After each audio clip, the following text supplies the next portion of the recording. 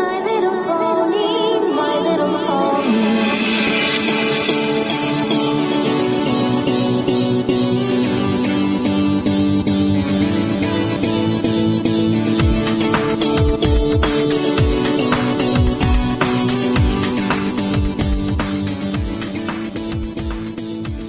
Hello everyone and welcome to Bronyville. This is Bronyville episode number 67, recorded on August 11th, 2012. I am your host, Cider, coming at you in just complete, all energy today. How are you all? We have a great show ahead of you. I am super psyched.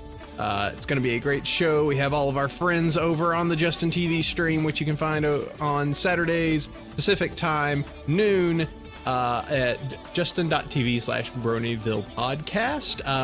And you can always listen to us on iTunes. My co-host, hey, Sheffers. Hello, hello. How are you today? It is a magical day here in the land of Equestria. You're cooling me down now. I can feel it. Just the high energy of me with just the nice, like, soothing tone of Chef Sandy is just kind of bringing me to a mellow now. It's gonna be a smooth sailing here on out. You're like the actual commentator while I'm the color commentator. Well, it's gonna be a real great show today. All that stuff. Yes, indeed. And now we're gonna go to the play-by-play. Yeah. Boy, that sure was some great action. Okay, enough silliness on that. Our guest this week, we have Zach with us. Zach is the what would you call yourself? Lead producer, lead animator, lead, like, most everything for the Pretty much. I guess if we had to go by an official title, it's the director, the producer, and the writer.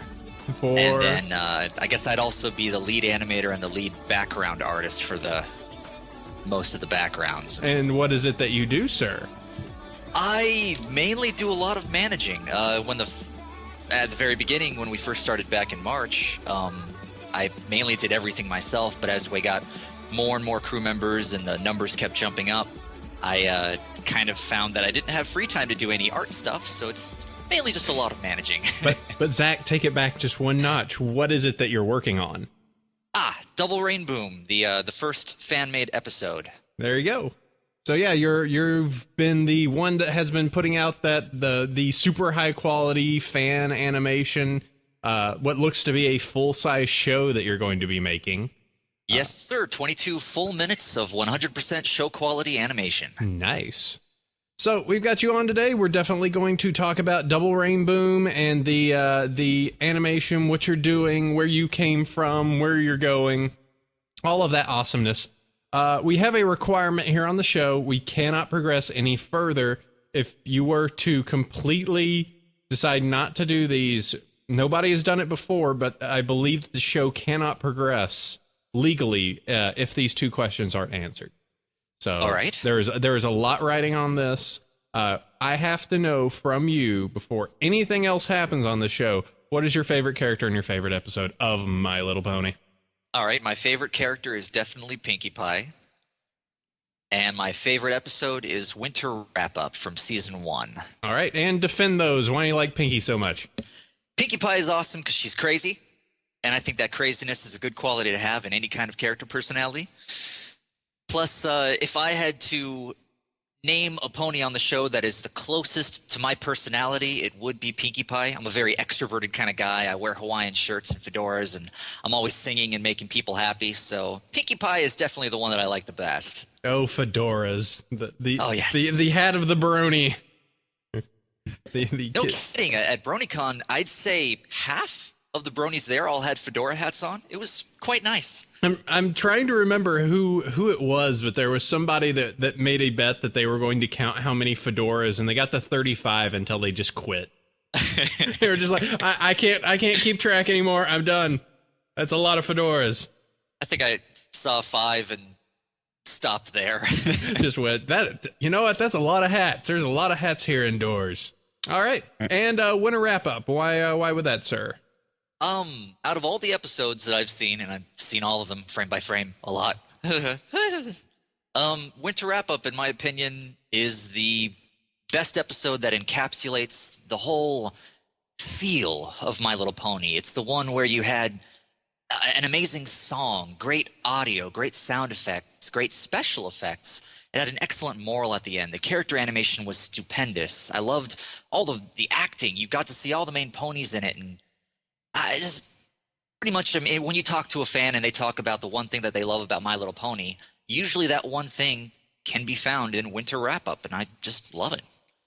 Really, for season 1, I think that I think a lot of us were just for season 1. There was definitely a lot of that ha ha ha My Little Pony show ha ha ha. You know, at the very interest, but then for some reason there was the Winter Wrap Up where it's just like, I can't get the song out of my head, bro. I can't get the song out of my head. I think I listened to it 20 times every day for a good solid month. I had that song stuck in my head for 2 weeks after I first heard it. So catchy. Why are you so catchy? I'd just be driving down the road and Winter Wrap Up, Winter. No. Happening. It keeps happening, bro. Made it even worse because someone made an 8-bit version of it, and I have a lot of friends who put them as their ringtones on their phones, so I could never escape it. Oh, that sounds like a great idea. Oh, I should do that. Either that or My Day. That would either or This Day. You know, either of those would be great. Okay, well, Zach, you have succeeded. You answered the 2 questions. We can continue the show. Thank you very much. Excellent. We have, of course, all of our news. We've got our emails, fix suggestions, talking to Zach here about Double Rainboom and One Cool Things. But Sandy, there's one thing we have to do also before we can progress the show further. I have to know the sponsors. Well, first off, our first amazing, wonderful sponsor is We Love Fine, the guys over there that make all those fantastic pony t-shirts. You can use our coupon code Bronyville10 and get 10% off your purchase. And they have added, of course, brand new things this week, as they are wont to do. Scratch Nouveau. Let's see, what else? Yeah. Haza does good stuff on that. Oh, and I just noticed that they included her eye color. Oh, it's magenta. Oh, no. Canon destroyed. Let's see. What else do they have new this week? You know, I'm actually thinking about getting a new set of shirts for myself and probably 1 or 2 for Starry before Everfree. I'm trying to decide between either the vinyl scratch, is this base really strong enough shirt, or the other one with vinyl scratch and the equalizer bars. I can't decide. Both of those are really good. Oh, I like both of those a lot. So yeah, and of course there's all the bags. I have a good feeling they might even be at some conventions coming up. Gonna guess so. Yeah, it would be a smart idea. Also that the trading glasses picture with that's really cute. With photo finish and vinyl scratch is really cute. Yeah, that's great. Anyway, We Love Fine. We love them. They make awesome Brony t-shirts. You should go check them out. That's an easy website to get to, welovefine.com. Sandy, who else? We got Everfree Northwest. That's happening in oh god, it's in less than a week. Oh no. In fact, 6 days away. By the time this episode goes out, it will be like the day later we'll be flying out there. Yes, you will be. When most of you are going to be listening to this on your podcast, we will be in the sky getting to Seattle. Let's see. Ready for a weekend of madness. Yes, it will be great. Let's see. And just to update all of you, just so that you have this on your reminder in case you are going to either be A, going to Everfree Northwest, or B, wanting to listen to Everfree Northwest, we are going to be live streaming what we can during those days. So just to give you an update, and just so you know, Friday, August 17th, we do have a show at 8 p.m. Pacific Daylight Time, and we are going to be recorded from there. Looks like that is going to go from 8 to about 10, and we will have that as our particular little show piece there. So, yep, that's going to be our little contribution from that day. We might reassemble up back in our room and keep going on that. But yeah, we're going to have a live event there, Pacific Daylight Time, 8 to 10. And then Sunday, we're going to have another event kind of during the day. Let me get to that. Which would be 12:30 to 1:30, just a wrap up to talk to people and see how the con went. And then also on Saturday, we will be live streaming a whole bunch of stuff, probably after Dealers closes. So keep an eye on the stream, probably 6, 7 o'clock on Saturday and Sunday. And we will be wrapping up, bringing in guests, having special speakers, maybe seeing if we can convince a VA or a production staff or someone or two to make an appearance. So look forward to it. We are going to be doing a lot of action there. We're going to be working a lot with the EQDers. So just a little update. Lots of stuff coming on for next week. So close. Noodle Arm Sandy. I'm totally noodle armed. Yay, Noodle Arm Sandy. All right. Well, that's super cool. Those are our sponsors. So I have to ask this of you, Sandy. What is on fire this week? Whole bunch of nothing. It's been a nice, quiet week. Oh, cool. Yay, nothing on fire for once. Let's see. There wasn't a lot of actual real news this week. It was pretty calm. So let's see. Adding to the Pony staff, now there are some additional people you can stalk on Twitter. Raven Mollisey, Stefan Andrews, and Michael Vogel, who are all background people. They work. Raven is a storyboard artist, Stefan Andrews is a song orchestrator, and Michael Vogel is vice president of development for Hasbro Studios for season 2 episodes. So if you really want to stalk these people, you certainly can. Certainly. Yay. And, that's cool. Yeah, Raven we have had on our show before. She is super cool. I'll definitely, after the show, I'm going to need to jump in there and see if I can add her as a friend and say, hey, Raven, remember us? Come back on our show. We love you. Put that link We love up you. there. Goodbye. Yeah, there we go. Added a link. Okay, what's this? Blind bags? Yes. Holy crap. Blind bags. So many blind bags. What about them? Well, let's see. This week they've seen a hoity-toity blind bag pop up, a photo finish one, as well as one for Diamond Tiara and Apple Bloom. What does this mean? We don't know. But it means that the Chinese are smuggling out the defect versions of upcoming products and selling them on eBay for $4 or early. Why are they getting it before us? Because they're the quality control rejects, most likely. Because they're the ones making them. Yeah, actually. So that's really cool. But the fact that there's like a Diamond Tiara and an Apple Bloom, so it's like, okay, is it going to be like a Cheerilee's class set, or, you know, who is she going to show up with? But then you have, like, if it's a Cheerilee's class set, it's going to include like Apple Bloom, Diamond Tiara, and Fluttershy.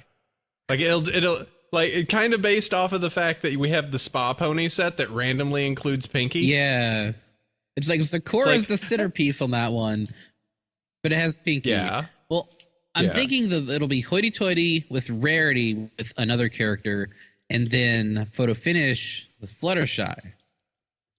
Okay, that makes sense. But obviously, we don't know what's going on, and Hasbro has not really a lot of rhyme and reason as to who they include with their sets. So yeah, it seems like they just feel like they need to include, like, we need to include one of the main characters in all of these just to be safe.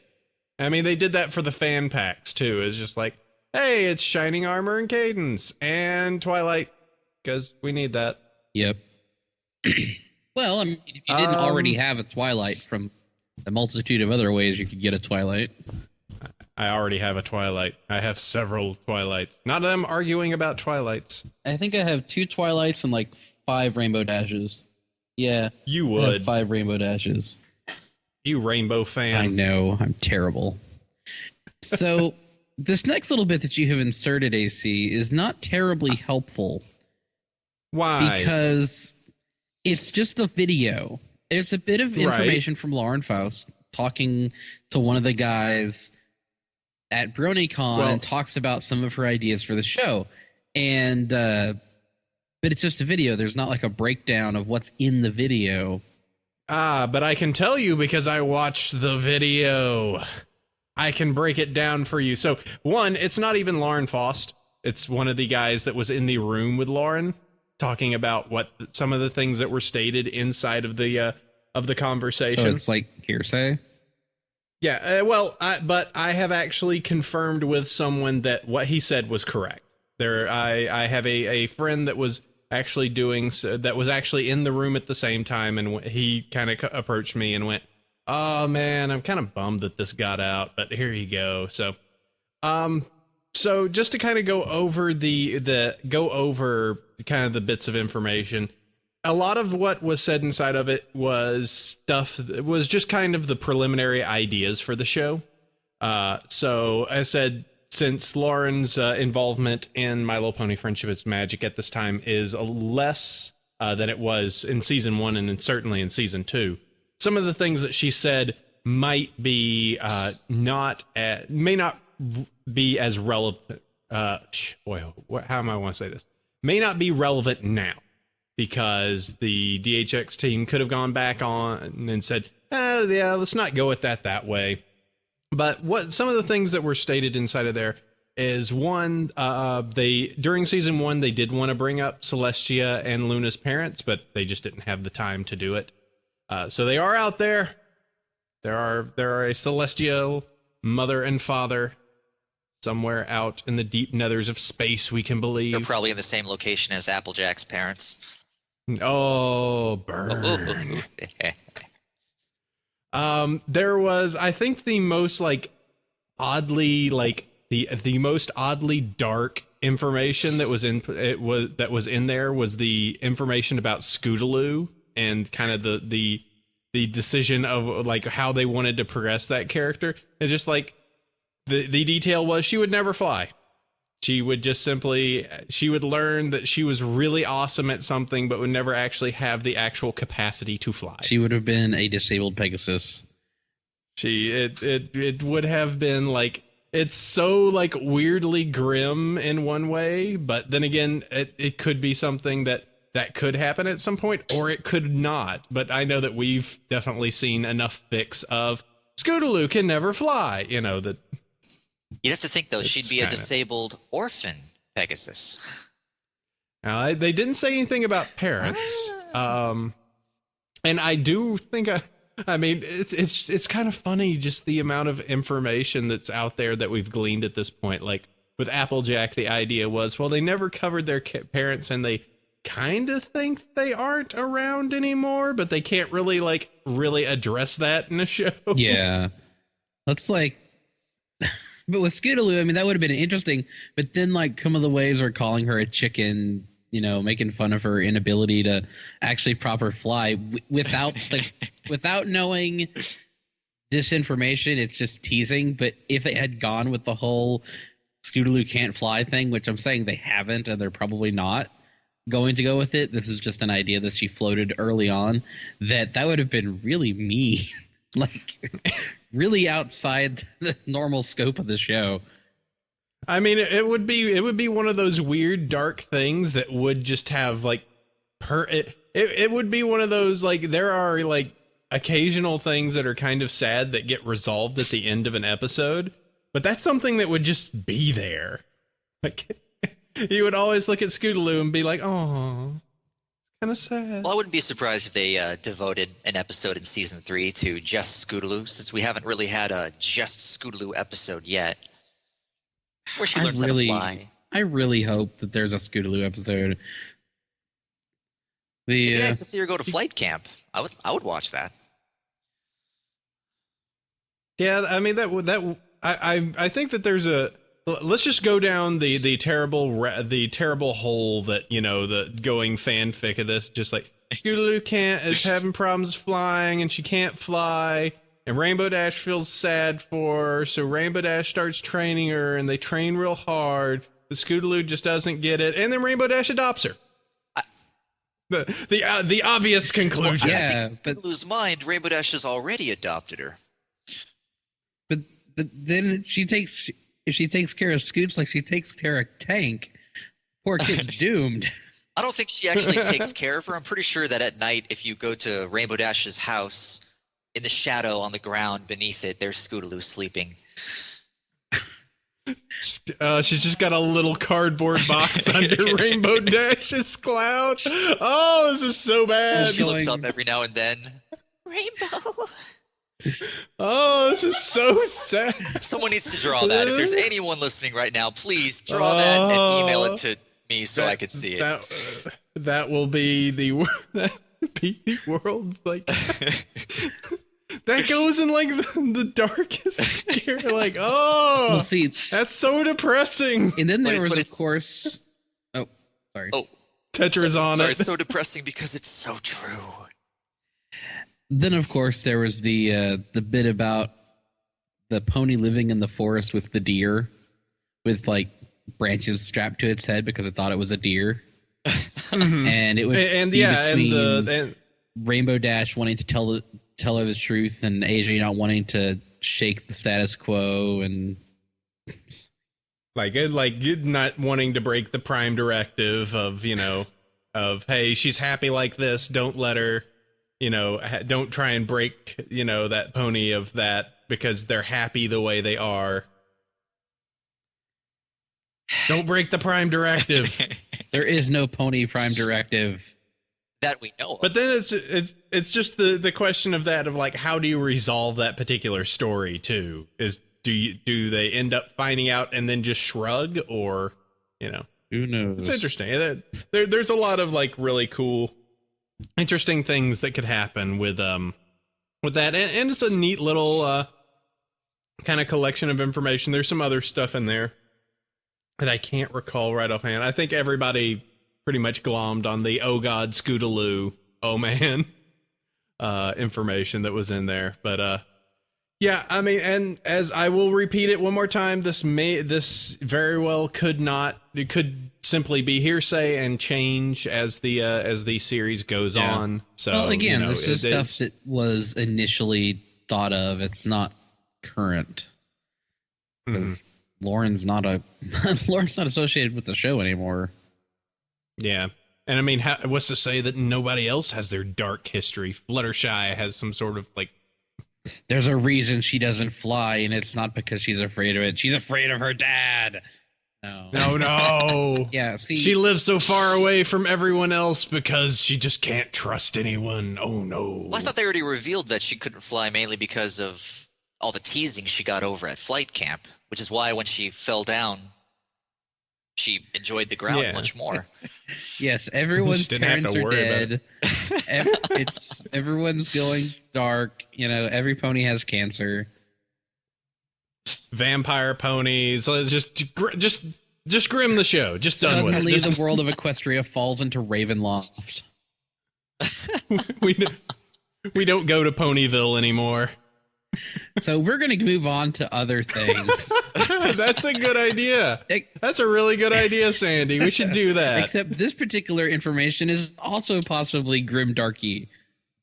Oh no. So what? Dun dun dun. So we have this rumor post on Equestria Daily. It was possible season 3 images and a 300 DPI version of the Walmart map. Okay, hold on 1 second. Starry, do not look at these images. The images that are of season 3 things you do not want to see. You're good. Just don't look at them. Okay, so wow, these are some nice season 3 images. Yes. So. Oh God! Oh man! So you have this. What is going on? Crystal Empire capital thing. Apparently it's in the middle of some plain somewhere. With little crystal houses. No. There's more in this particular Equestria Daily post. There are possible season 3 images that I think look pretty accurate and pretty interesting. I haven't seen the images, but from what you're describing, it sounds kind of like a Wizard of Oz Emerald City kind of thing. Kinda. Well, if you check the Google Doc, which it's the second one, Walmart posters, legit resolutions, and season 3 BGS. Let's see here. And you can see the first one is the map for certain. But then it's just like you scroll down and it's just like, oh, that's nice. Oh no! What the heck happened? Yeah, we don't want to say anything because it gives too much away. Okay. Yeah, Well. it's the episode called Trotting Dead. It's where the zombie apocalypse occurs in Ponyville. Oh no. And And then- Rarity is oh, no, forced to and then make that- poverty dresses. Yeah, that's the first thing I'm noticing. The dresses Oh, are no, terrible. and then that evil blue mare shows back up. Ah, It looks like. and she has like, and the necklace she's wearing looks like it's straight from Lord Donut Steel. Yeah. Interesting. Evil McEvilson. I'm a bad guy. Red. Wear this bad guy necklace. And if you look like head on, it's like freaking her eyes are just black. Well, I always had a theory that if Trixie were ever to be brought back, it would be because she was working with Discord. I don't know. I could see that happening. Hmm. Man, this is some crazy right here.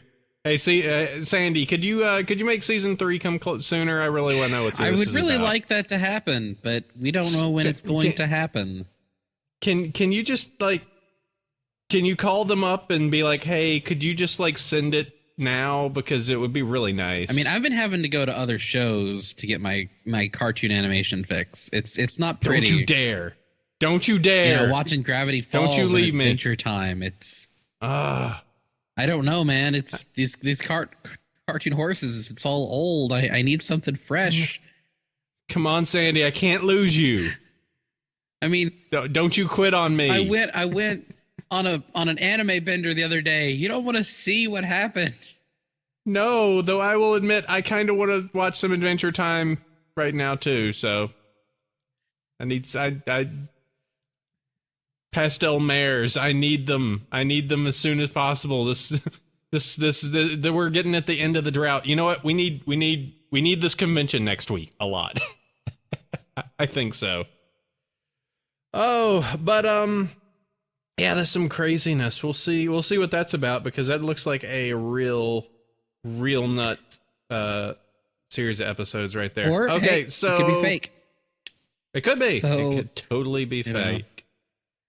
That would be some real serious fakeness, but yeah. We shall okay, see. so what's this fan favorite Sakura So thing? the Sakura fan favorite set, the glow in the dark Sakura, which for some reason they made her glow in the dark. The Sakura from Toys R Us is apparently showing up in the wild, and apparently she's a whole $9. Oh no.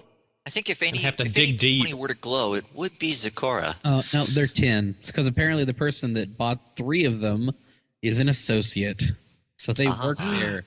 They only get a 10% discount nowadays. That's kind of sad. That's pretty average. That sounds like that.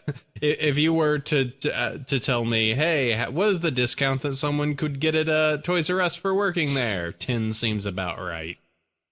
Actually, one of our crew members on Double Rainboom works at Toys R Us, so yeah, sounds about right. I used to back in the day. I thought it was more than that back, but they could have changed it.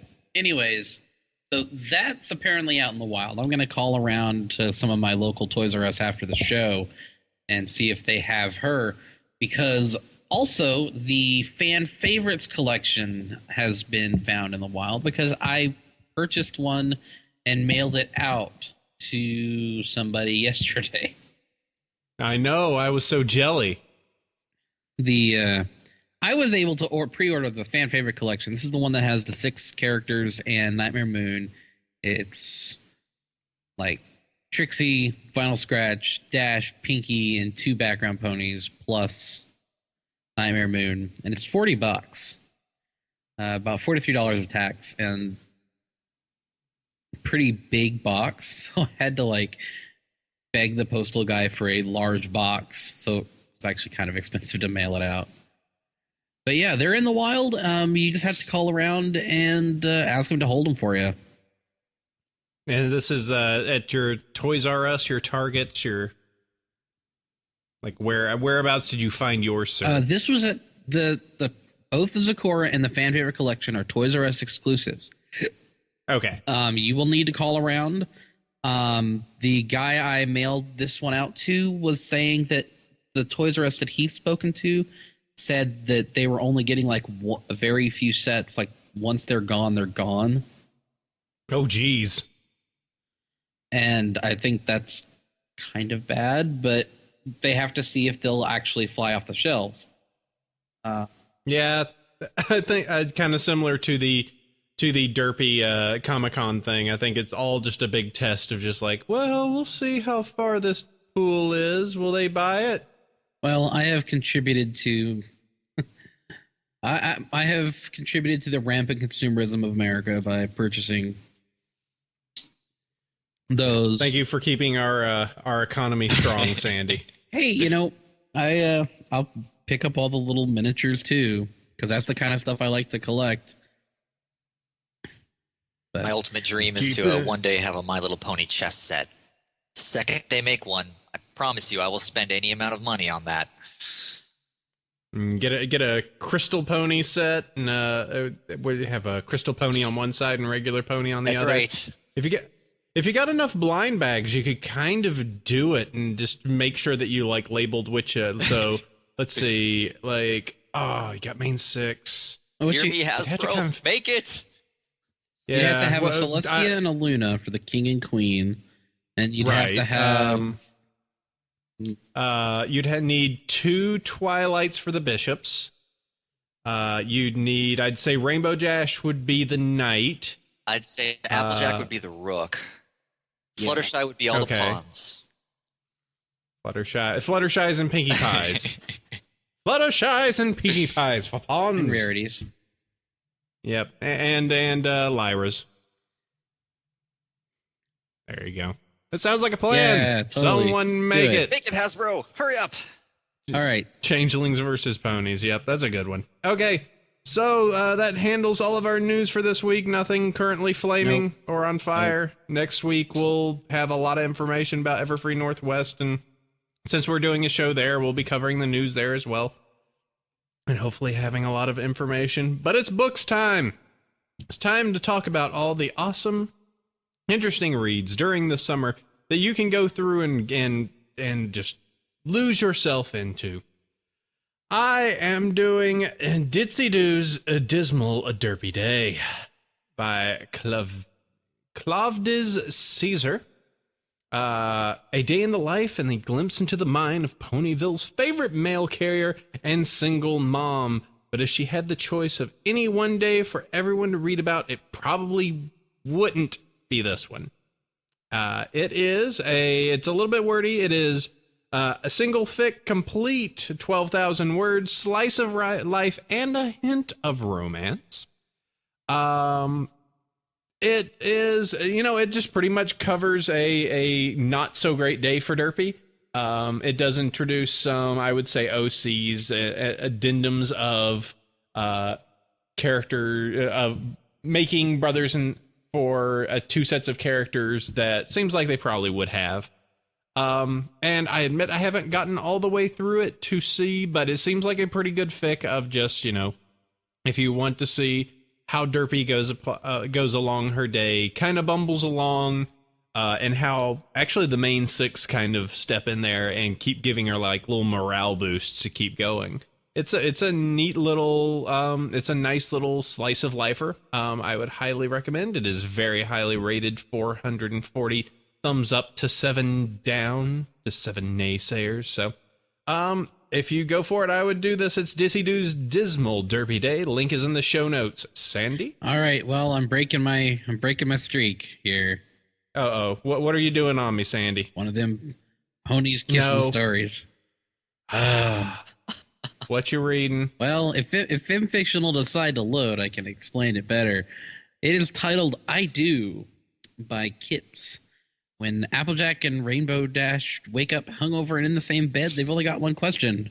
How do we get even? A day spent tormenting their friends by turning one of their hopes on its ear pays off, but not quite in the way any pony expected. So Rainbow Dash and Applejack are victims of a prank and then decide to get revenge by running it back as hard as possible. It's really quite short, only 9,200 words. Cute, short little read. Mm-hmm. All horses being all romanticized at each other. Lady horses with lady horses. I do declare. Yep, you sure do. Okay, all right, so that is our fix suggestion. Zach doesn't have anything.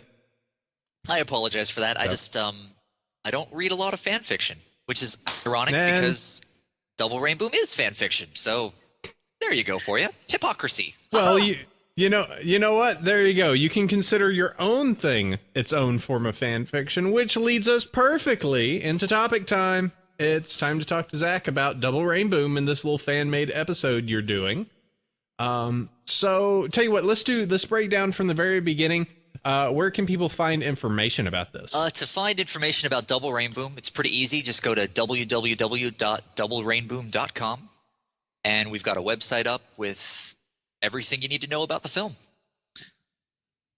All right. And so it's a full fan-made, you said, earlier, 22 minutes, a full fan-made episode that you're doing. What was we kind of discussed you're currently in school for, I believe, animation at this time. What's the exact degree? Animation. Majoring in animation, and I'm minoring in storyboarding. At SCAD. Woo. Yes, sir. Savannah College of Art and Design. A very, very good school down there, and Savannah is such an awesome city. But I said that earlier. So you're doing this. You going about your degree and everything, and I suppose getting into ponies. And then at what point did you just kind of go, you know what, I could make an episode?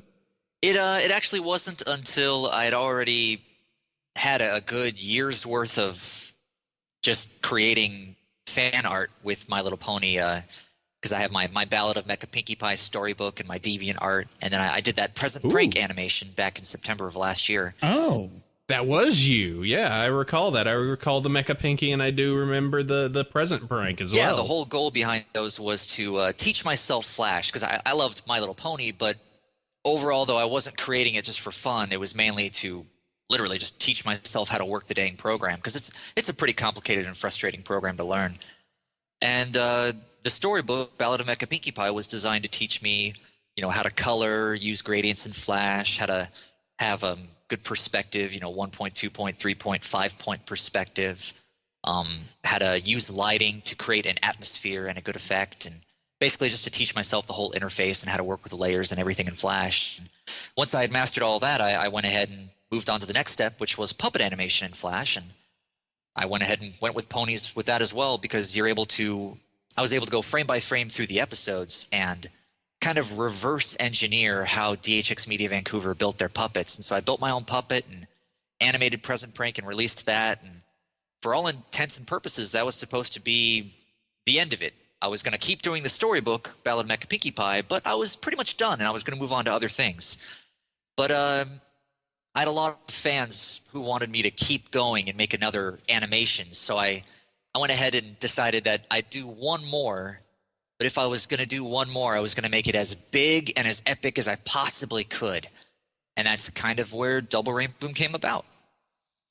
And just decide to, it's like, all right, if I'm going to do this, I'm going to commit 100%. This is going to be portfolio, baby. Exactly. Well, another reason why it worked out as an episode is because it's also counting as my senior film here for college. Mm-hmm. Well, my first senior film, I have to do 2 of them. So my first senior film is this. And so it worked out rather well. I mean, usually a senior film here at SCAD, or most any college, is usually anywhere from about 2 to 5 minutes long. But since this is Flash puppet animation, we're able to go a lot faster and do a lot more in a shorter amount of time. So a 22-minute episode as a senior film really isn't that bad. Mm-hmm. Because besides the fact that you have to make sure that you have originally created the assets, the benefit is the fact that you can, all right, well, they're going to be in the same pose in this scene, take assets, whereas if it was a traditional animation, you would still be drawing, each of those individual, like, all right, we're here, they need to be standing in the same pose, we're just going to have to redraw that. Not really. The puppets... Oh, not really? The puppets can actually be animated to fit pretty much any pose. The puppets that we've built, we have a front, 3/4, and profile view for all of the ponies that we're animating. The only time that you ever really have to actually jump in and draw a new pose is when we have a back view or 3/4 view. But normally, even for those views, you only have to redraw like the hair and maybe the mouth. Otherwise, all the other shapes can just be repurposed from our existing puppets. Yeah, well, that was what I was pushing at, of just like the benefit is that once you have built it, unless there's some like special tweak that needs to be done or something special that you're doing, you know, Pinkie Pie decides that she needs to blow up like a balloon all of a sudden. You've got the assets, so you just, you know, okay, well, we're just gonna take these assets from over here, reuse them over here, and, you know, we can keep going on. Yeah, and another beautiful thing about why puppet animation works so well, which is why you see it used so often nowadays in television, is that it skips two of the very time-consuming stages of animation, and that's inking and coloring. Because rough animation can go pretty fast, but it's the whole inking and coloring part of traditional animation that takes forever. Drawing things on model, making sure everything's inked correctly, loading it on the computer, coloring it in whatever program you're using, Toon Boom or Photoshop, and it takes forever. Whereas with puppets, you do all of that before you even start animating, because you build the puppets so that it's already colored perfectly. Okay. And I do have to kind of ask, wonder on this, and this is kind of a fun bit, but so you've been working, it sounds like, in a few different classes with something that is pony related. Has anybody like noticed that you've consistently brought up pony stuff, and that, you know, you've been doing this stuff that you're planning on making a full animation? They're just kind of like, has any of that happened like around the school? Oh yeah, definitely. I actually I'd say like 3/4 of the student population called me the pony guy, because all they ever saw me working on was pony stuff.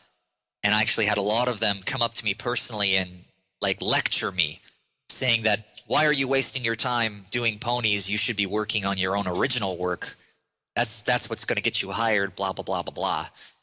And I don't know, it's kind of sad in a way. Not what I was doing, but just their whole view on what will get you hired in the industry. Because I mean, if you're trying to get into the television industry as an animator, what's going to get you hired is not your own original work. What's going to get you hired is your ability to take an existing character and draw that character perfectly and animate that character through their already established personalities. And that's what I'm trying to do with My Little Pony, and that's what I'll be doing after My Little Pony with other shows as well. Mm-hmm.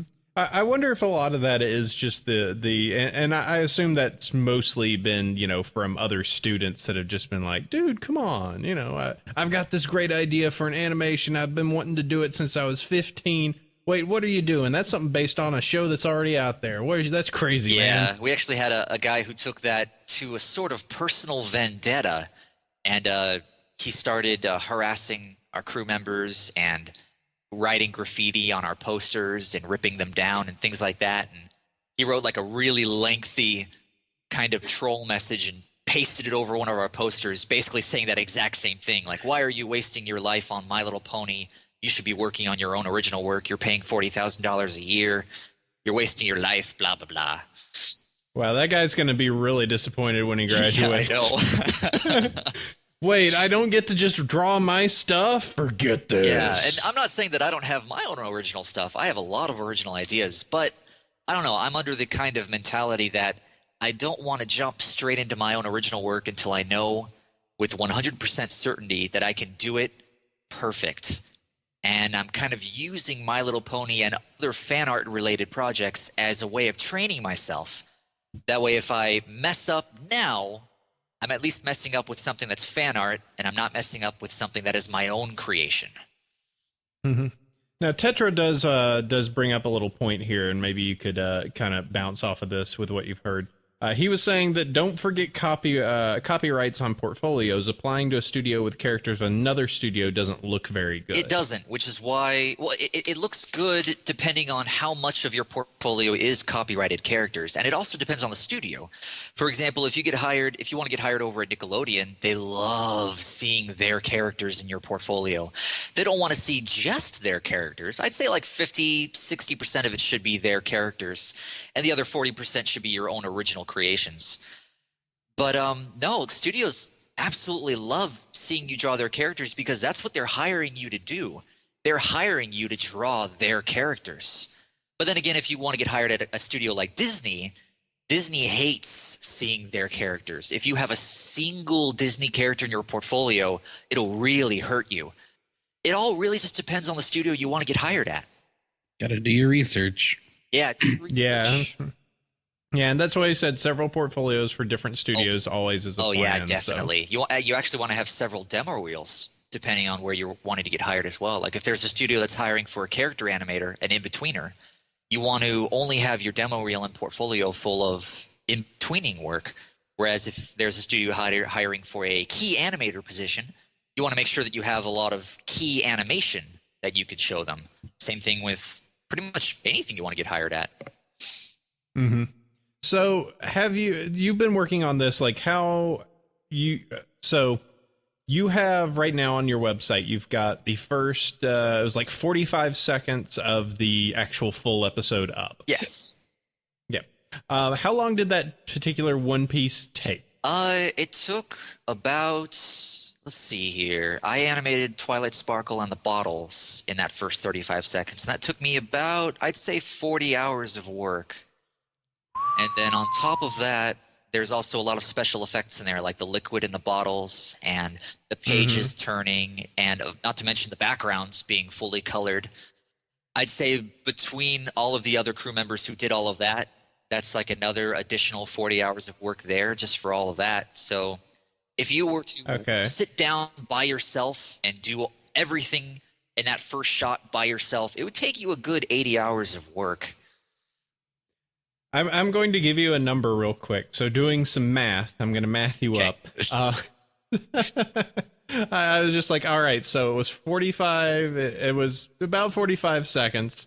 Times that by, so I took 22 minutes, times it by the 80. So about 1,760 hours. It takes a while. But, honestly, it takes so much longer to do it the traditional way with limited animation, because the general rule of thumb for animation is if you're going to do things traditionally, let's say the Disney way, where you're going to animate everything on 24 frames per second, sometimes going on 12 frames per second, where everything's animated very fluidly and very beautifully, but you're going to do it traditionally, where you actually draw it, ink it, and color it. The general rule of thumb is for one finished frame of animation, it takes 10 hours to do that one frame. Whereas with puppet animation, it only took 80 hours to do 35 seconds. So it goes so much faster. Yeah, it's just the ridiculous trying to think about how much. I mean, and you guys are a small team. The guys at DHX have a much larger number of people that are working on just generating and making these episodes out every single week. Yeah, plus their team is they're full time. They only work on that, whereas with my crew, they all have personal lives and they're working for free, so it goes a little slower than them. Yeah. So have you gotten any reach out? Like, has any of the DHX guys reached out to you, or have you had any conversations with them about the process that they have? Or no, honestly, they're not really allowed to talk about their process. They're under non-disclosure agreements. Oh no. Yeah, at least I assume so. I've never really tried to talk with them about it. I know that when I had released the storyboards for part 1 way back in, it was October of last year, I believe, when I was first just thinking about Double Rainboom. I hadn't really decided to do it. I'd released those storyboards and Equestria Daily had featured it, and I know Sibsy had commented saying that they were really good and I should apply to get hired. That's some nice when the storyboard queen contacts you and says, "Oh, hey, that looks like it's really good. You should probably try to work with us." Yeah, that was a nice ego booster there. It made me feel really nice. And hey, I do this all the time, and that looks good. You gotta say, when you get this done, this would be one hell of a demo reel. Exactly, that's what I'm hoping for. Plus, after this is done, I have another short film that I'll be doing for my second senior film, and that's actually going to be Star Wars. A very popular one. I've heard people have enjoyed I hear that. That's the thing. Heard some talk about it. It's Yeah. There's a place here in the San Francisco Bay, some Lucas thing that is important. Yeah, I think there's this guy talks about it sometime. Yeah. Wears a lot of flannel. Yeah. So, um, I don't want to work. I wouldn't know how I would work with Lucas. You really Well, I don't know how you feel about I'm that. gonna refrain from commenting on that because I think he would be happy to work for yes, work. sir. I would love to work with Lucas. He is an amazing. I'm sure we could add many other businesses to that, and Disney, and DHX. And I just want a job.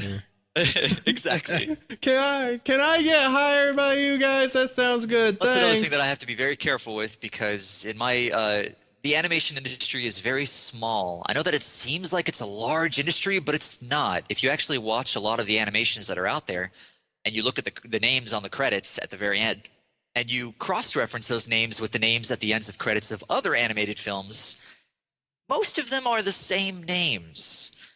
You'd be very surprised at how minuscule our animation industry really is. And if you do one thing that's wrong, you mess up with copyright infringement or you talk very badly about a future employer, you'd be surprised how quickly you can become blacklisted.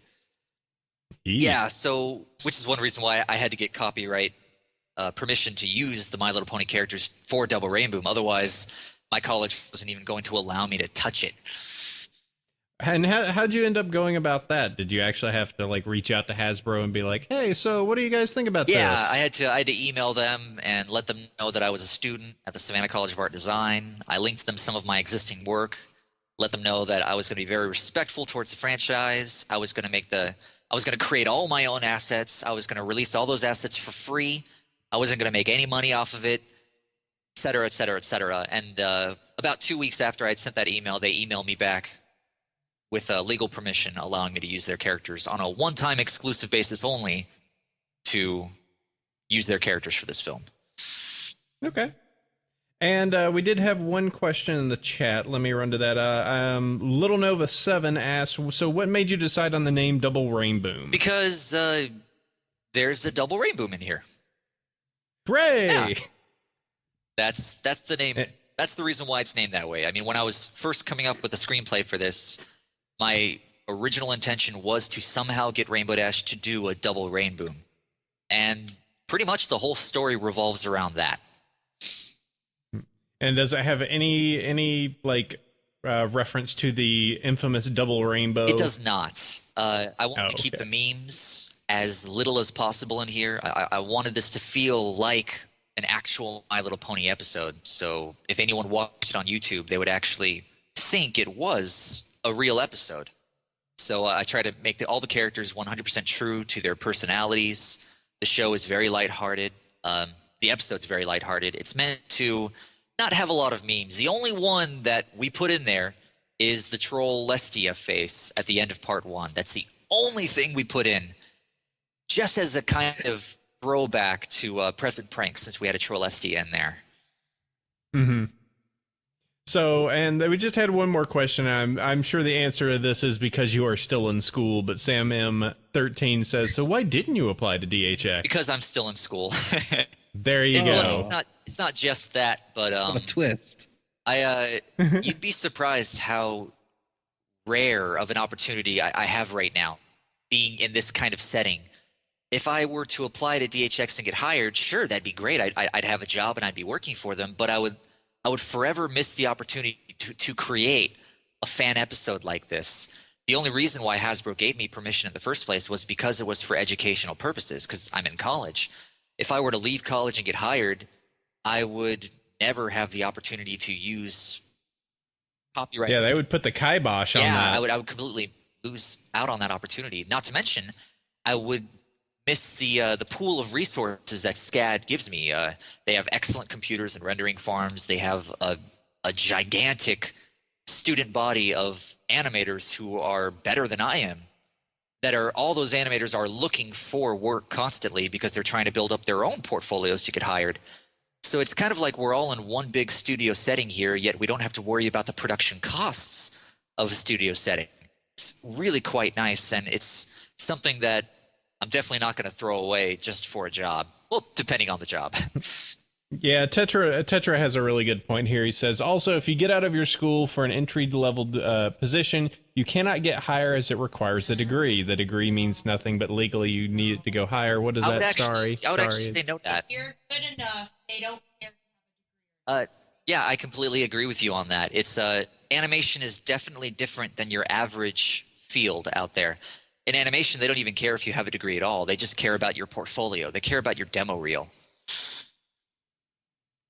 Okay. I have been speaking a lot. Sandy, do you have any questions? Well, I was just sort of curious as to what got you started into making animation a career in the first place. As It was a strange thing. I didn't want to be an animator until 2 years after I graduated high school. I spent most of my life drawing. I love drawing. I've been drawing since I was like 4. But I did drawing as a hobby. I never really intended to take drawing to the next level, which is why I never took any art classes throughout my entire life until I came to the Savannah College of Art and Design. My very first art class was at college here. And I spent the majority of my time acting and writing. I took 4 years of drama. I loved singing, musicals, and I took debate and forensics, and I even went to nationals on the reading of prose and poetry and placed 6th in the nation. I loved it. I really love telling stories, and to me, at least growing up, the best way to tell stories was to either act or write them, as in novel writing. So I spent most of my time taking, creative writing classes and things like that. And when I graduated from high school back in 2005, I intended to work retail, and then on the side I would write a book, and I would become an author and write books. But as I worked retail and played World of Warcraft, God, sucked away. Oh, yes. Oh, man. It definitely didn't help that I got a job as an assistant manager at GameStop. So Oh my god. gotta grind my dailies. God. Hold on, I gotta go do more cooking. hey, I have the best gear. Oh no, 3 months later, it's not the best anymore. God. Hey guys, we got a gym up to go to Arthas. Hey, I'm done with the game. Oh no, they introduced achievements. Yeah, I'm gonna spend time getting exalted with every single faction. I don't know anything about that. I may or may not have a character that has the lore master achievement. Oh, you too, AC? Maybe. Oh god. Yeah, so that sucked away 3 years of my life. And Yeah, it's like a terrible, terrible drug addiction that doesn't kill you in the end. Friendship's lore master curse. There we go. All right. so that definitely took away all my free time for writing. So I just kind of wasted 2 years after high school. I was really immature. I didn't really know what I wanted to do. I didn't even take the SATs. I had no plans to go to college. I was really stupid. Really stupid. So what happened is my parents, I never had television growing up. My parents are really against television. They aren't now, but they were when I was growing up because I have the rare experience of growing up with a family where every single member of my family has Tourette's syndrome, attention deficit disorder, and obsessive compulsive disorder. So family life for me was pretty crazy. And yeah, they wouldn't let us watch TV because the ADD would kick in and we'd throw tantrums and stuff like that. So I didn't really grow up with television or animation. The only opportunity I had to really experience cartoons was when I, spent the night over at a friend's house. But when I had graduated high school and I was working at GameStop and I had money, I started buying box sets of, anime and television cartoons and, Powerpuff Girls, Samurai Jack, Foster's Home for Imaginary Friends, Samurai Champloo, Ghost in the Shell, all that stuff. And I suddenly went through this 2-year period where I did nothing but play World of Warcraft, go to work, and then spend all of my money on animation and watch all the animation I possibly could. And over the 2 years, I slowly just grew to love it because it was everything that I wanted and more. It allowed me to draw, which was fun, and tell stories and act through voice acting and everything. It was wonderful. And what I did is at the very end of that 2-year period, I went out and I bought Macromedia Flash 2004. And I went, you know what? I'm going to go ahead and animate a stickman thing and try to tell a story. And it took me 2 weeks to do a really crappy stickman animation. And within those 2 weeks, I realized two things. One, I loved what I was doing. And two, I had absolutely no idea what I was doing. So I decided right then and there that I wanted to be an animator. More importantly, I wanted to be a director and a writer of animation. And in order to do that, I needed to go to college. And that's where SCAD came in. And ever since 2008, I've been at SCAD, and that's what I've been doing. Been rocking it. Very cool. So one thing that I did know, and this was a decision that was made eventually, is that if I'm correct at this time, or if you decided to, that Sonic Rainboom is going to be a or double Rainboom. There we go. Is going to. There's not going to be any voice acting. Is that still correct? Oh no, there's a ton of voice acting. Oh, there is? Oh yeah. Okay, then I am wrong. See the promo? I didn't see the promo, I suppose. Well, the no, promo well, doesn't have any voice acting in it because it's the very first shot, the first 35 seconds, and there is no voice acting in that first shot. But if you go to my YouTube channel, which is Flamingo1986 at YouTube, I guess. Plug. We have the animatic for part 1 up and running with music and sound effects and voices, and those aren't our final voices. We recorded them very quickly to kind of have a placeholder for them, but no, we're going all out with it. Okay, cool. And the who's doing the music? Because even for the little 45-second trailer, I was like, wow, this is pretty good. The orchestral score is being done by Mando Pony, Daniel Andrew Stein II. So Mando Pony is doing our orchestra, and he's working very closely with Robert Knorr, who is Rob Bob, and he's also working with another orchestral composer. What is his name? It's David Larson. And between the three of them, they pretty much got all the orchestral music and the sound effects mastered. I mean, I it's wonderful. I mean, usually you have to worry about that kind of thing as a director, but I don't. It's beautiful. They're so good at their jobs. I mean, I can't praise them any more than that. They're amazing. Awesome. Is there anything else, Sandy? Any questions you have, or Zach? Is there anything in particular you want to bring up before we hit email time? Well, one thing that I can announce now that I will be announcing officially tomorrow is we're going to be holding auditions for Rainbow Dash. So if you have a really good microphone, because it's acting ability and the sound quality of your recording equipment, but if you are very confident in your ability to act Rainbow Dash and you have good recording equipment, then definitely pay attention to Equestria Daily over the next couple days, and we're going to be posting a call for auditions. Because our original pick for Rainbow Dash, which was Erica Mendez, her air conditioning ran out and her power's been turned out, and she's just running into a lot of problems, and so unfortunately we have to move ahead with production, and we have a deadline to meet, so I have to kind of recast Rainbow Dash to get a different Rainbow Dash. Yeah. Since you're doing it as a school assignment, you have a pretty hard deadline. Yeah. Because, oh no, your grades. Exactly. More like my graduation. I can't graduate until this film is done, so yeah. Well, since I've got you on here, I'll go ahead and work on my reel right now. let me prepare this. You're not gonna work.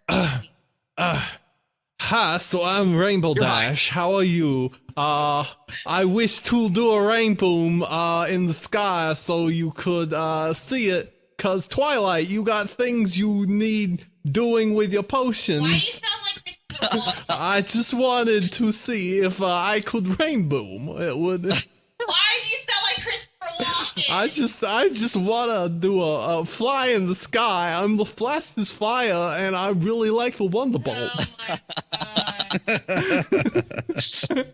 Oh my god, guys! I really like the Wonderbolts. I think we'll do an entire recording of just you doing all the voices. Film. Yeah, but redubbed by Apple Cider. Oh my god, guys! I just really wanna. What's going on? So it's like, I need more cowbell. it's like a Christopher Walken, John Travolta. What's going on, guys? I just don't know. It's crazy. Oh, there you go. So yes, I understand if you do not pick me, but I think we can both agree that I was born for this role. So but you know, queuing that, we should probably get the emails. Yes, I think we should. Okay. Thank God. All right, it's email time. You can always send emails across to us at bronyville@gmail.com. Please send in. Next week, we are not probably going to do emails because, well, we will have tons of people asking questions and doing stuff live, but please do send them across to this because we do love talking to you. I will start first on the email list. Sheffers, if you wouldn't mind getting second. And Zach, we have highlighted yours and your will be third. Excellent. All right, let's do this. Let me scroll down and get this. Dear Apple Cider and Chef Sandy, after a long break from MMOs, I'm finally looking forward to one again. Guild Wars 2! I thought that I had mentioned, I thought I had heard Chef mention on the show that he was looking forward to it as well, and I was wondering if either or both of you could recommend a pony guild to jump into on a head start day.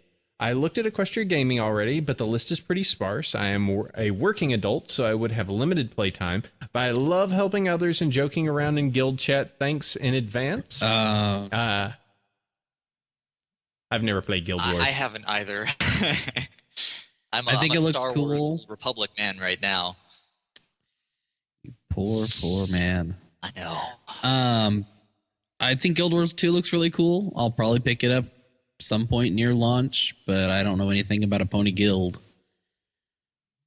Yeah, I mean, I think the easiest thing I would say is check and see, do a search on Equestria Daily, because sometimes those get posted up in the wrap-ups, and you might find ones that are old Guild Wars, ones that might be transitioning into Guild Wars 2. That could be a good idea. I bet if you just Googled Guild Wars Pony, you'd probably find something there. Guild Wars Pony Guild. Yeah. Just imagining a Char riding on like the back of a unicorn, like. Oh, look at this. Pony Guilds, Equestria Gaming, Guild Wars 2. Hey, I just found two of them. So equestriagaming.com /p/pony guilds. We have the Steam Spur Mountains server, guild name 20% Cooler, and server Desolation, guild name Royal Knight Guards. So there are already two that are inside of there. I think he already went and looked at them, but looks like that's about it for now. So, yep, make a new one if you need. Moving on. As a side comment, I have been in the furry fandom since the early 90s, back when it was a subset of the sci-fi fandom, and most of the furries were either artificial intelligence cartoons or werewolves. Okay. Oh, how times change. It has fascinated me to watch the pony fandom grow and change over the last year or so. Pony has faced many of the same scandals, challenges, and growing pains that furry did, just on a much faster time scale. Whether from experience or some inherent difference in the community, I think that the pony fandom has handled these changes more smoothly than the furry fandom did. Hats off to all the ponies for their cool heads and mature behavior. I hope that we furries take note and learn from your example. Speaking of ponies, Twilight is best pony for me to identify with. Rarity is best pony for me to aspire to. The best night ever is the best episode ever. Thank you guys for putting on such an entertaining and informative show each week. Chris in Knoxville, TN. P.S. I am so relieved to hear Chef Sandy back on the show regularly again. I was concerned and wished you well when I heard that your family was going through a rough patch. I can only assume that your renewed presence indicates that things have resolved themselves. While Chef and Cider are each fun individually, there's nothing like the treat of hearing you both bouncing off of each other. Here's wishing you both smooth sailing for many years to come. Are things better, Chef? Yes, actually. Okay, that cool. particular issue has gone away for now. Yay, that is good. I miss you when you're gone. Yep. Hopefully this next little bit,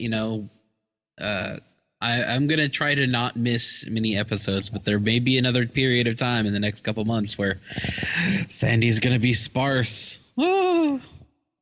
I'll have maximum oatmeal. I'll get the brown sugar ready. All right. So, but to do the thing, how do you think, with how we've dealt with some of the drama? I think that a lot of the stuff that's been like news related, I mean, just knowing kind of the stuff that hit her a lot in the past, that when it came down to the time of like, hey, such and such said really bad things about us, we generally went, oh, well, that kind of, all right, that's your opinion, I guess, opposed to the other option, which is, oh, drama. Well, I think a lot of it is that because Pony has a single core to focus on that is Pony, and has, very few I would say congregational centers like Equestria Daily, Derpa Who's News, and the like, that people can pretty much stay on message when it comes to certain things. Whereas within the furry community, there is a much more spread out and disconnected thing. They have their own news sites and the like, but it's not like everybody listens to them. Well, yeah, they're not that everybody listens to Equestria anyway. Daily, Derpy Who's News, or anybody else. But I think a lot of it also is that, dudes watching cartoons is inherently less weird, I would guess. I mean, it's still out of the mainstream. I mean, nothing wrong with that. But I think that, oh no, random John Q Pony fan hasn't gone on what was it? Basically, we haven't had anybody go on any of these talk shows and then get driven out of the community with torches and pitchforks. So I think we're ahead of the game on that one. Mm-hmm. Yeah, the fact that we have a single focus to our brand of madness, where they brew their own brand of madness. Over there they cook up their own set of crazy insanos, whereas we just have to rely off of the insanos we can use with the source material. So, and yes, Tetra just made an image of poor Scootaloo in a cardboard box she's under. Sleeping peacefully. I need to see it.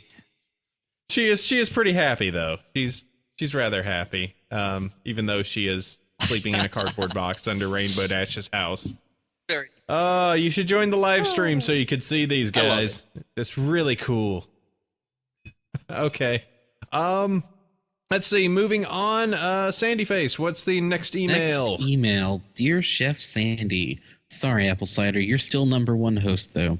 I was listening to one of Psy's songs, specifically Vinyl Scratch Finds a Fight off the album Vinyl Scratch Will Kick Your Ass. In the opening, I swear I heard your voice say, "She's Just a DJ Unicorn" by Psy and Chain Algorithm. Was that you? I don't know. It is. It is? It totally is. Okay, cool. You did a call out on a song you had no clue you did a call out to. Yeah. Yeah. So the episode where we had Chain and a bunch of the whatever, I'm sorry, I'm derping on which MMO he worked on. Equestria Online. We were going to state that we were going to play one of his songs, and the song was Jesus the DJ Unicorn by Psy and Chain Algorithm. Correct. And then they did a remix of that and took several sound clips from things and included your statement of that was the name of the song in the remix. Okay, cool. So you officially have a credit for musical talent. Huzzah. Next portion of the email. Dear Abel, Cider, and Jeff Sandy, have you seen this Children of the Night thing? If not, Link Doobly-Doo is here. Yes, it was. Link Doobly-Doo. It is the first Nightmare Night. The it actually had an update of from August 7th. So it's like, wow, they're still updating it. Awesome. This is the animatic with the Children of the Night, Luna taking the young ponies off to space or whatever. Yay, space is fun. Space. I like That's a good story. space. Yes. Old jokes. I'm sorry. That joke's so. You done goofed there, sorry. Don't do that. That joke's so old. Granny groaned. I love that space core. Oh boy, here it comes. She just said something else she loves. Now she needs a space core on her head. They make plush versions, I see. Oh boy. I want one. Yeah, so she loves German, she loves Mexico, and now she loves space. So we need a space core on her head. With a sombrero. Yes, with a sombrero on top of the space core. Oh, I know Tetra's already ginning something up. Okay. So, anyways, what fan projects besides Fighting is Magic and Double Rainboom do you want to see more of? Thanks for listening. You guys are awesome. Sincerely, Diamond Charmer. P.S. All pony is best pony, but I must say Wuna outranks Fluttershy in cuteness. What do you think? So to address the first thing, let's see. Fan projects. AC, what do you think? Games. I want to see more of these games finish. Yep. I would also like to see the Double Rainboom, since we do have Zach here. That's a good answer. But yeah, good answer. Yay. Oh, I don't know about this approve. Double Rainboom. I want to see Fighting is Magic. No, I would like to see both of them. And I'd like to see, the community continue to be incredibly creative when it comes to music and art and animation. It's really inspiring how freaking creative this community is. So I mean, let's see Pony Cart get done. Let's see Fighting is Magic. Let's one or some of the MMOs I would love to see, actually finish. be a thing. Be an actual thing. That'd be nice. I don't know. More. I would love to see somebody make a animatic or a full animation of some of my favorite fanfic, like Sunny Skies All Day Long. That'd be great. That's a cute story too. That's a great story. Speaking of that, I'd love to see the Summer Funimation project keep trucking ahead. I know it's doing okay now, but I just want to see it keep that momentum going. That's by the Bit Bucket Brigade. Yup. What is all of a sudden? Oh, yes, there is a plush keychain of the Space Sphere, and Starry is hyperventilating. I only usually see her hyperventilate this much when there's a cute puppy on the screen, so you did well. And as for Wuna outranks Fluttershy, I'm fine with that. Yeah. That seems about right. But Wuna was engineered to be turbo cute. Yes. She's like mutant cute. It doesn't really count when she has more power for cuteness by simple fact of how she was made. I can see that as part of a trailer in a world of engineered cuteness. Oh no, she's mutant cute. Directed by Guillermo del Toro. Mutant cute. Inception noise. Oh boy. Oh boy. So many weird things this episode. It's very good. All right, we gave you a big one there because you were good with the talkies, Zach. So dive right into that. We actually had to truncate it down a little bit. This was truncated down? This was truncated down. There's a ... where they made some recommendations for fics we just couldn't fit in.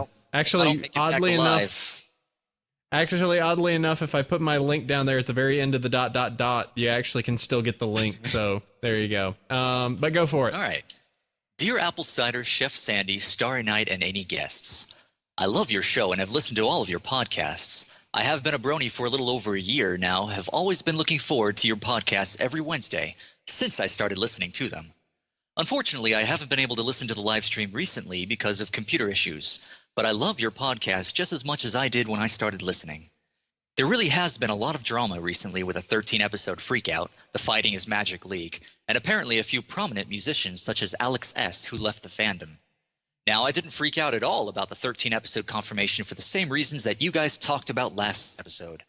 I was saddened by the leak of Fighting is Magic and don't want to play the leak because I want to play it when it is meant to be played, as its eventual release. I don't know too much about what happened with the musicians, but because I'm not a huge music person, I probably wouldn't freak out too much even if I knew more. I feel like a distinct minority in the fandom sometimes because of my disinterest in a lot of music that the fandom makes, and really music in general. Now, I do not hate music, I just tend to prefer the actual music in the show and instrumental fan music. I feel this was for various reasons and wanted to know your thoughts on the musical side of the fandom. First of all, I went to BronyCon and had an absolute blast, but on the first day, I could not believe that the musicians in the morning panel had much more people than the EQD panel. I mean, EQD is practically the central hub of our fandom, and everyone working on it have worked hard for a long time, keeping it as good as it has been. It kind of made me sad that so many people ignored the EQD panel. I enjoyed it and actually got to ask a question despite all the technical issues. Also, it seems like Vinyl Scratch and Octavia are ridiculously popular, even more so than some of the main six like Applejack, unfortunately, and more prominent background ponies such as Derpy Ditsy. I don't have a poll or something like that in mind with hard numbers as proof, but this comes from observation. I have a feeling that there is a poll that shows their popularity, and I just can't remember, but I could very well be wrong. DJ Pony Vinyl Scratch shirts always seem to be the best selling on We Love Fine, and there is a massive amount of fan content with them in it. I feel like a lot of the massive support for them comes from all the fans who are more into music. I just haven't read a lot of fanfics featuring them, and I guess I just don't really see their appeal for those who aren't huge music lovers. Thank you once again for delivering such a professional and entertaining podcast every week. Your faithful listener, the Bearcloth. Yes, sorry for the length. I'm a fairly wordy pony. All right, where you want to dive in there, Sheffers? All right, putting on my suit, a flame-proof suit. Oh. All right, that was a real good zipper. It's one of those like soft zippers. Yes, only the highest quality of zippers for my flame retardant suit. The best plastic zippers for your flame retardant suit. Yeah, let's see. Well, regarding the panels at BronyCon for Equestria Daily, now they're really good friends of ours. They're awesome, but they've done a lot of Q&As before, and the musicians probably haven't. So I'm going to put that down as one of the reasons that their BronyCon panel was not the highest highest attended. You know what I would say was the reason that it wasn't very highly attended is because next door they were from when we had them on, they were doing the Friendship is Witchcraft showing. Ah, well, that would be why. Yeah, they were doing a new showing of Friendship is Witchcraft, so that was why there was less people at one and more people at another. Yeah, Friendship is Witchcraft is really good too, and that episode was quite funny. Yeah, that was another thing. DeJorkin in the chat said that the sound really drowned them out. And honestly, if I had one complaint about BronyCon, is that their sound system was terrible. Yeah. Well, they just need some sound bros in there, people that are good with sound. Yeah. Like us. Dun dun dun. Oh, smack. Yeah. The venue for BronyCon was less than ideal for having more than one thing going at a time. So. Yep. So let's go through the thing here.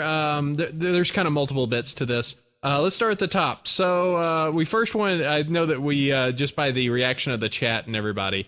13 episode freak out, Fighting is Magic leak, and Alex S leaving the fandom. ... Question mark? Exclamation point? What does it mean? Well, it looks like he hasn't. I think he's just taking a general break. It sounds like not the slam the door, forget you guys, Lee rage quit fandom. No, it's just And from what I understand and from what I've heard before, he has, come in and out, every once in a while, taking breaks and everything. So that's nothing new. And didn't he release something new recently? Or there was it seemed like there was something that came out not too long ago. I really don't know. Yeah. 13 episode. Yeah, we kind of handled that. The fighting is magic leak. Yeah, we kind of handled that. Alex S. He'll be coming back. It's not anything on that. How about okay, real question here. Do you think that Scratch is more popular than Applejack? Yeah. Yes. Yeah. Yeah, I'd have to agree with that too. Yeah, I mean, I think part of it is that, well, she's easier to relate to for us. We are a very high-tech kind of group of, let's say, nerds who really like, technology, and it's a character that seems like is really crazy and outgoing and draws a lot of attention, and Applejack enjoys apples and Apple accessories. I'll tell you what. That mayor sells apples, apple accessories. We're working at Strickland.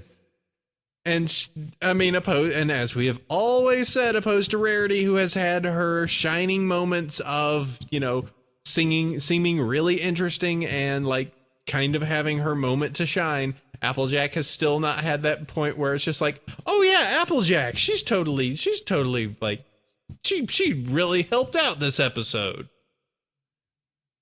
She just. Except the one where less nothing.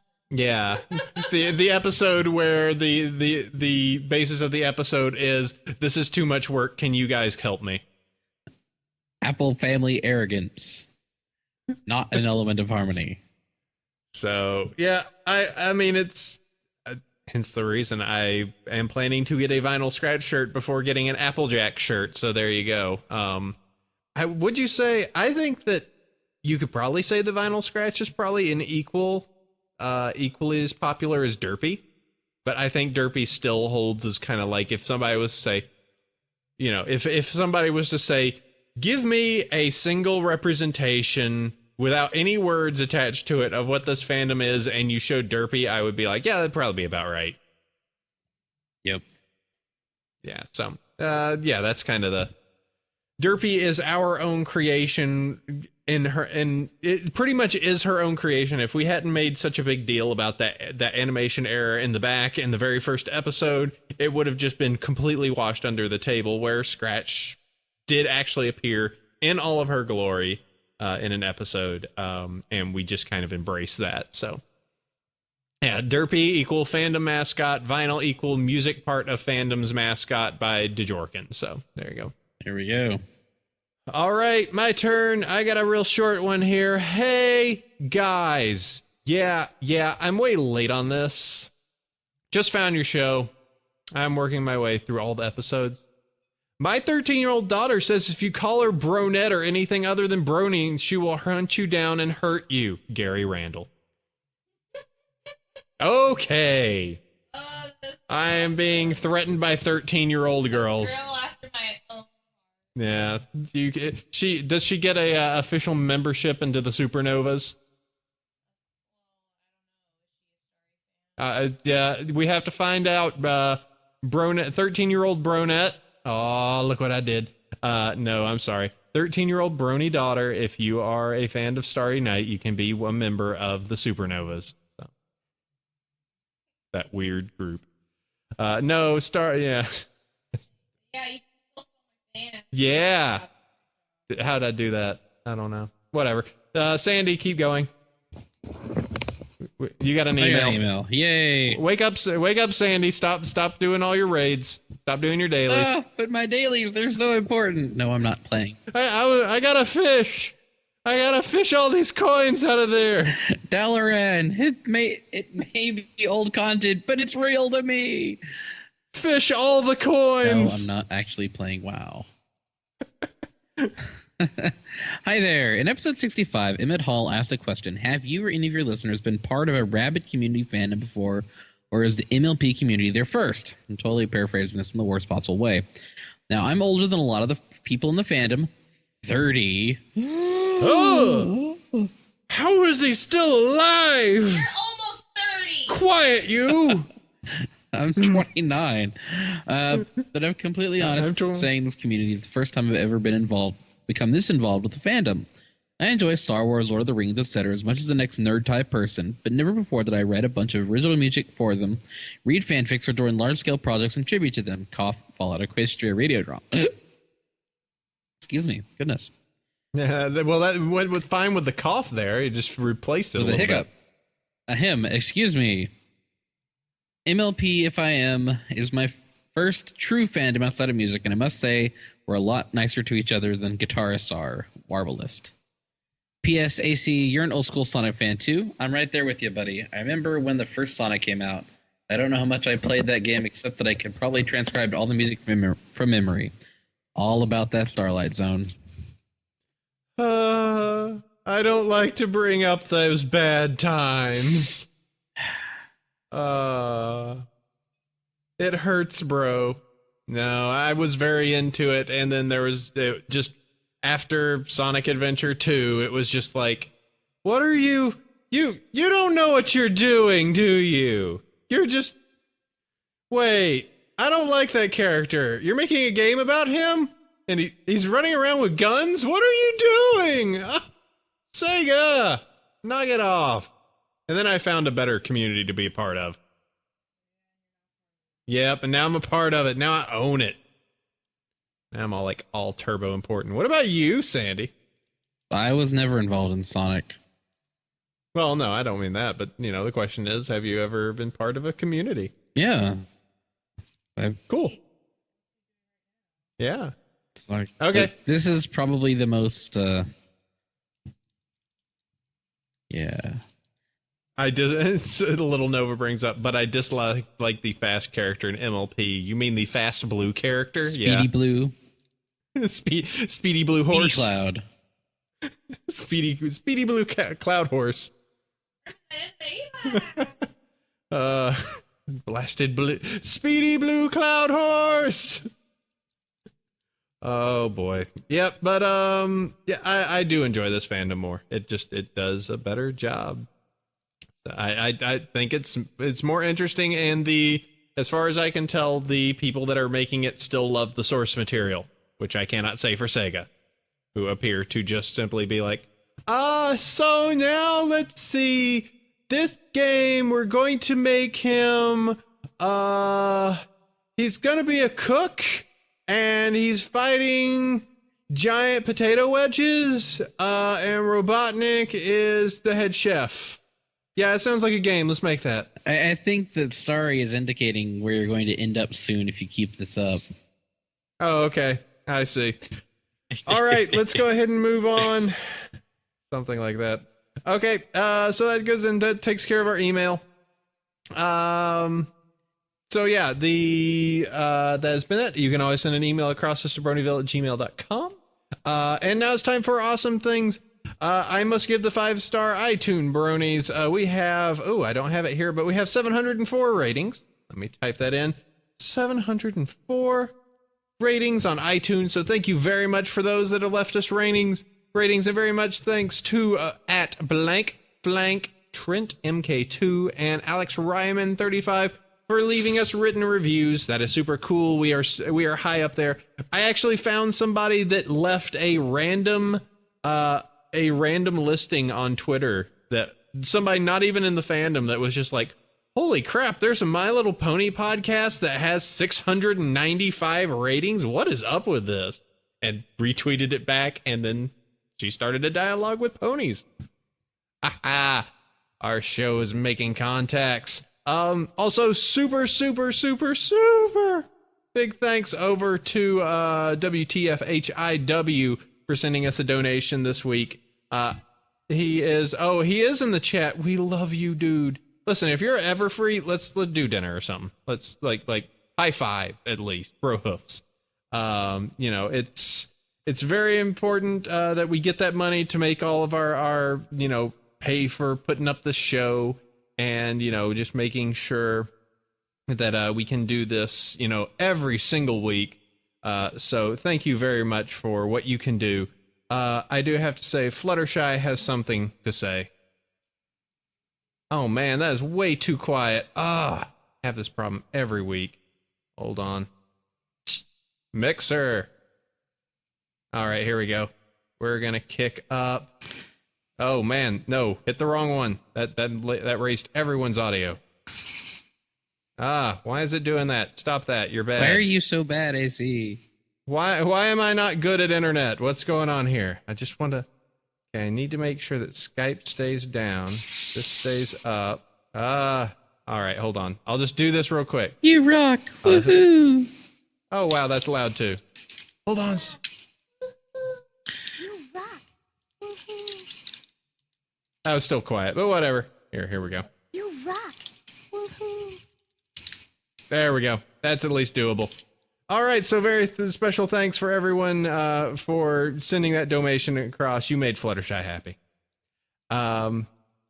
So there we go, and that takes us towards the end of the episode, which means it's one cool thing time. It's time for us to give you that one super awesome link that you should see. I want to show you an arcade made of pony, or at least one cabinet made of pony. This is over at Equestria Gaming, and you can see a fan-made My Little Pony arcade cabinet. Once Fighting is Magic is out, this thing would be ridiculous with it in it. But it is a cabinet that runs Galaga 88, and it is completely featured. Has all of the pony on there, except Applejack. I don't think I remember seeing Applejack. She's a background pony. Anyway. Forever background. But yes, it's full of Luna. It's full of just pony goodness. It looks great. A full cabinet. As said, if they had this thing stand up to actually like play the Fighting is Magic game, just that would be just so fun of just like putting down a quarter and be like, bam, I got nexts. That would you be lost great. about so half yeah, of good that there, AC. Oh, you lost about halfway. I'm sorry there, but yeah, I was saying like just go and drop a quarter.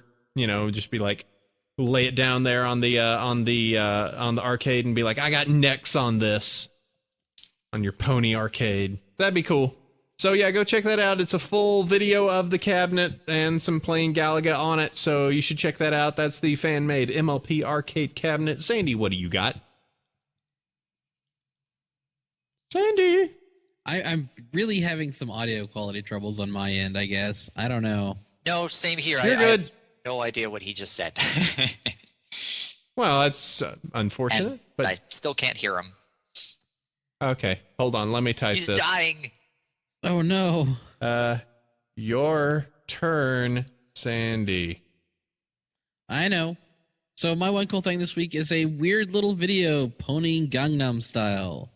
It is this K-pop, this weird Korean pop thing of this dude dancing in weird places. And somebody did a fan animation of a pony doing the same style of dance in random situations. Ponyville. It's very, very strange.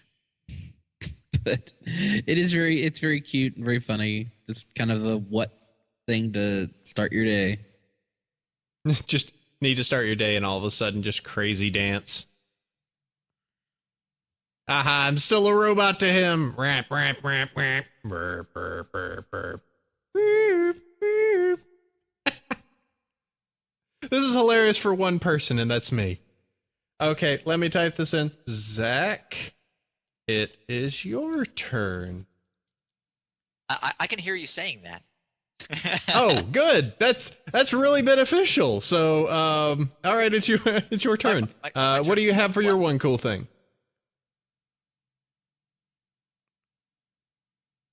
Huh? What is it my turn to do? Picture. Yeah, well, it's your turn. You have your one cool thing, and that's the picture perfect pony. I kind of zoned out there for a second. The one cool thing that I would love every pony to see, which I'm confident that you all have already seen it, is the picture perfect pony animation done by Ask the Crusaders. You should all go watch it. It's amazing. It's the best fan animation I've seen up to this point.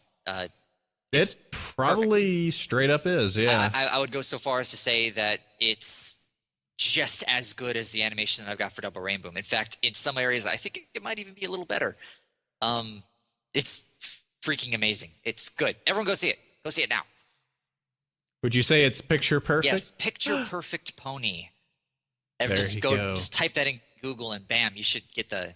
Let me try it out right now. What happens if I type that in Google? Picture perfect pony. I bet it takes you to it. Oh, yeah. Yeah, the second link on that. Picture perfect pony, the official music video.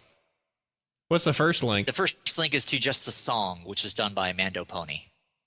Okay, so if you want to see the animation, don't do the "I'm feeling lucky" button. What's the last time you've ever used "I'm feeling lucky"? Both. There you go. Mando Pony's doing the orchestral score for Double Rainboom, so go support him. I mean, definitely, yeah. True. All right. And that takes us to the end. That is our one cool thing. So we are wrapping up the show at a rapid pace. It is time for us to do the thanks. First off, I want to go ahead and thank Zach for coming in today, talking about Double Rainboom, and doing all the craziness over there. Good luck over there in SCAD, and good luck on this animation and any future animations you are doing, sir. Uh-oh. Did I robot up again? No, I can hear you. Yeah, definitely. Okay. I'll be posting all of my animation on my YouTube channel, which is Flamingo1986 at YouTube something, wherever that link goes. And then I also have a DeviantArt where I post all of my non-animation on my DeviantArt, which is flamingo1986.deviantart.com. All right, super cool. So go check out his stuff. Always need to thank my co-host there, Sandy, even though he thinks I'm turning into a robot. Thank you, Sandy, for once again bringing the thunder. You are welcome. I'm sorry, Sandy. I cannot hold it back sometimes. And I also want to thank our awesome fans, whether you be ones that are listening to this upon iTunes, if you are listening to this on Celestia Radio, or if you are those that are listening live right now on the Justin.tv stream. We love you all because you are great. And where can you find us? You can find us over at BronyShow.com or BronyvillePodcast.com. You can send us an email over at Bronyville@gmail.com. You should join us roughly every Saturday noon Pacific Daylight Time at Justin.tv/Bronyville Podcast. Please go in. If you got an iTunes review, leave us a review. Go write us something up so that way we can say your name, and it helps us fight against that evil man Kevin Smith and his Batman podcasts. Makes Sandy laugh every time I bring it up. Listen to the show over on Celestia Radio every Wednesday, 3 p.m. Pacific, 6 p.m. Eastern, or 11 p.m. UTC if you so wish to. Twitter over at Bronyville is my account. Chef Sandy. Follow me on Chef Sandy. There you go. Meetup groups. I got the Bronies in Northern California. I got Bronies in North Texas. And we got conventions. One really, really, really, really, really close is Everfree Northwest. Also got Brony Fan Fest. I'm attending. Oh, and then we've got more conventions that we're still working on that are going to be the ones coming up in the future. Yep. So this is not the end for us. You can't put us down already. Cannot resist all of us, Pony. All right. That takes care of us forever. Episode number 67 this week. We will be back next week for 68 and a ton of other stuff. Keep looking on Equestria Daily. We will be working with them, so we will have a lot of posts, hopefully, up there telling you what's going on and what streams we're going to be running. And we will be at Everfree Northwest next week doing more talk on ponies. We are going to be so until full then. Words. Oh my God. I guarantee I'm going to need some stuff for my throat to keep it going, to keep me going, Sandy. But all of my friends, all of my fans out there, I need you to do one more thing for me until we meet next week. Sleep well, every pony. Adios.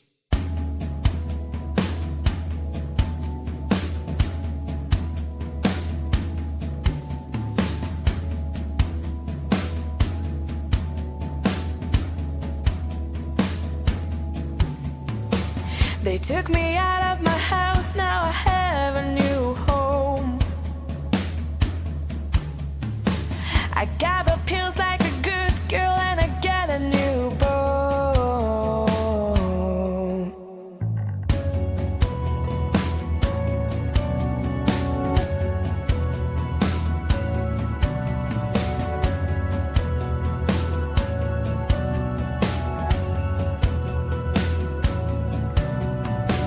I wiggle around my fake tail despite how they treat me. They make me feel so alone even when they're here. So many orders to tell me, I don't know what to do. I wanna run on all fours just like anyone around me. So I ran after my friends, but my friends wanna catch me. I'm not like anyone else, 'cause they just wanna hurt me. Stop being touching me, but that's alright, 'cause I know who I am, but still no one believes me.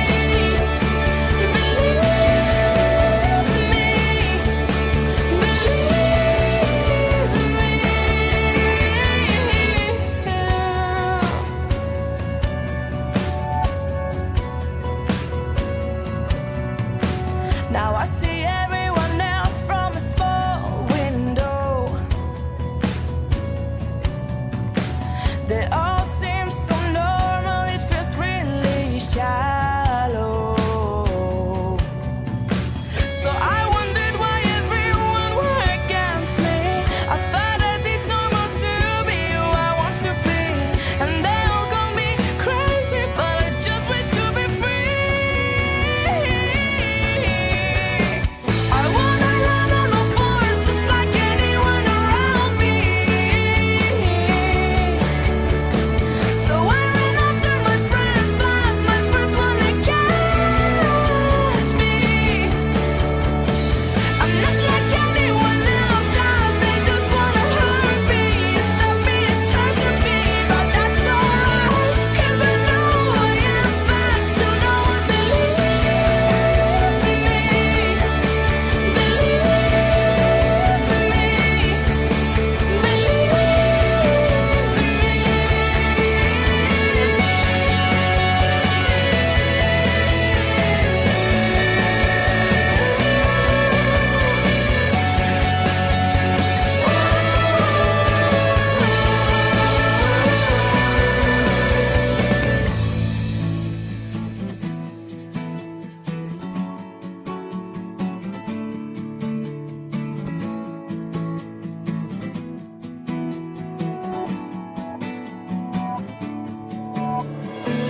I'm not like anyone else, 'cause they just wanna hurt me.